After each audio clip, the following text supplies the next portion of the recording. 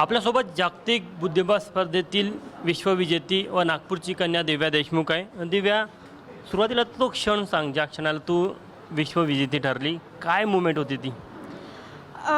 खूप emotional moment होती माझ्यासाठी, कारण की रॅपिड गेम होतं तर मला जेव्हा रिअलाईज झालं की मी जिंकली, ऑलरेडी गेम संपला होता आणि मग ऑलमोस्ट 1 महिन्याचे इमोशन्स बाहेर आले. The strength it took, resilience जे पण होतं ते सगळे बाहेर आले आणि मी थोडीशी इमोशनल झाली आणि मग मी आपल्या आईला शोधत होती. आई दिसल्यानंतर काय भावना होत्या? तू तिला आईला मिठी मारून रडताना दिसतोय. हो, सगळे इमोशन्स बाहेर आले आणि आय एम सो ग्लॅड की आई होती तिकडे. काय वाटतं म्हणजे तुला की 2 टाय ब्रेक झाले आणि त्यानंतर रॅपिड राऊंड, किती दडपण होतं त्या शेवटल्या राऊंडमध्ये? डेफिनेटली टफ होतं, कारण की ती वर्ल्ड रॅपिड चॅम्पियन पण आहे आणि फायनल्स होती तर नर्व्सचा खूप मोठा रोल होता आणि रॅपिड जास्त टॉपसी टवी असतं. सो नर्वस तर होती, बट माझ्या सेकंड गेमनंतर मी कॉन्फिडंट होती की, आणि ऑल्सो माझे क्वार्टर फायनल्स आणि त्याच्या पहिल्याच्या टाय ब्रेक्समध्ये चांगले रिझल्ट्स होते. So I was confident. तू जेव्हा बुद्धिबळची सुरुवात केली तेव्हा कोनेरी हंपू ही तुझी रोल मॉडेल होती. तिच्यासोबतच तुझी फायनल होते तेव्हा काय विचार येत होते डोक्यामध्ये? आय डोंट थिंक आमचा पहिला मॅच नव्हता, सो इतकं काही फील नव्हतं होत मला. मी फक्त माझ्या परफॉर्मन्सवर फोकस करत होती आणि जस्ट नर्व्सला कंट्रोल करणं ट्राय करत होती. मला एक सांग, जेव्हा विश्वविजेती झाली त्यानंतर मागे वळून बघताना हा प्रवास किती संघर्षाचा होता? खूप वर्षांची मेहनत आहे आणि मग फायनली मी इकडे आहे. सो डेफिनेटली हे खूप स्पेशल आहे माझ्यासाठी, बट आय एम होपिंग की हे एक फक्त स्टेपिंग स्टोन आहे पुढच्या टुर्नामेंटसाठी. या सगळ्या प्रवासामध्ये तुझ्या आईवडिलांचा खूप महत्त्वाचा रोल राहिलेला आहे. त्यांची साथ होती म्हणून हे सगळं शक्य झालं? हो, डेफिनेटली त्यांच्यामुळे हे नसतं झालं. त्यांनी कशा प्रकारे परिश्रम घेतले? थोडं म्हणजे इतरांसाठी आदर्श पालक म्हणून तू काय सांगशील, कसा त्यांचा परिश्रम संघर्ष होता? हे तर आय थिंक तुम्हाला त्यांना विचारायला लागेल, बट मी कितीही आभार प्रकट केला तर कमीच आहे. बिकॉज मम्मानी तिचा जॉब सोडला, ती डॉक्टर आहे आणि जेव्हा मी 5 वर्षाची होती मला कंपनी करायला, आणि माझ्या बाबांनी पण खूप परिश्रम केला आहे मला इथे आणायला. सो खूप खूप जास्त सक्सेस त्यांच्यासाठी आहे. नेहमी स्पर्धेनिमित्त तू विदेशामध्ये राहते, त्यामुळे आईसोबत असते आणि सगळा त्यांचा फोकस तुझ्यावर असतो, तुझ्या करिअरवर असतो.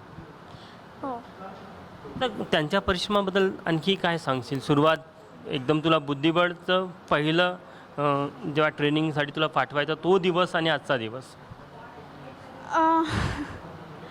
खूप जास्त परिश्रम आहे आणि स्पेशली हे टुर्नामेंटमध्ये तरी, कारण की ही खूप लांब होती. तर मी स्टार्टिंगमध्ये मला फीवर आला होता, खूप हाय फीवर स्टार्टिंगच्या राऊंड्समध्ये, आणि माझी तब्येत बिलकुल पण ठीक नव्हती.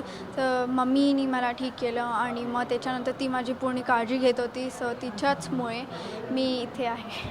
एक फायनलची एक मुमेंट अशी होती की असं वाटतं की तुझ्या हातून गेम निघत आहे, तेव्हा काय डोक्यात विचार येत होते?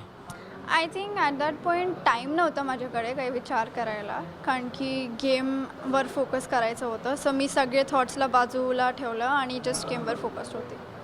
तर मला एक सांग की तू वयाच्या 7व्या वर्षापासून सुरुवात केली, राष्ट्रीय स्पर्धेपासून तू विजय संपादन करायला सुरुवात झाली. आतापर्यंत या सगळ्या वयाच्या या संपूर्ण करिअरमध्ये सोशल मीडिया असेल किंवा तुझ्या वयातले मुलं जास्त सोशल मीडियावर ॲक्टिव्ह असतात, मोबाईलवर ॲक्टिव्ह असतात, तू स्वतःला कसं कंट्रोल केलं या घडामोडीमध्ये? आय थिंक याचं श्रेय माझ्या पेरेंट्सला जाणार, कारण की मी जेव्हापासून छोटी होती मी हे सगळे सॅक्रिफायसेस केलेले आहे. मी जेव्हा ऑलमोस्ट 5 की 6 वर्षाची होती मी टी व्ही नाही पाहायची आणि मी फोकस्ड राहायची. तर त्याच्यामुळे ती हॅबिट लागली मला, आणि बिकॉज माझे गोल्स पण टॉपचे होते, तर द सॅक्रिफायसेस मेड सेन्स. आता तू सोशल मीडियावर आहे ॲक्टिव्ह? मी नाही आहे, माझं अकाउंट आहे. म्हणजे सोशल मीडिया बिलकुल वापरत नाही? मी कधी कधी वापरते, बट जास्त नाही. आणि मोबाईल दिवसातनं किती वेळ मोबाईलमध्ये वेळ जातो? सिन्स माझं काम पण असतं मोबाईलवर, मी कमी करायचं ट्राय करते. आता माझं तरी थोडी जास्त आहे, बट आय गेस 4-5 तास.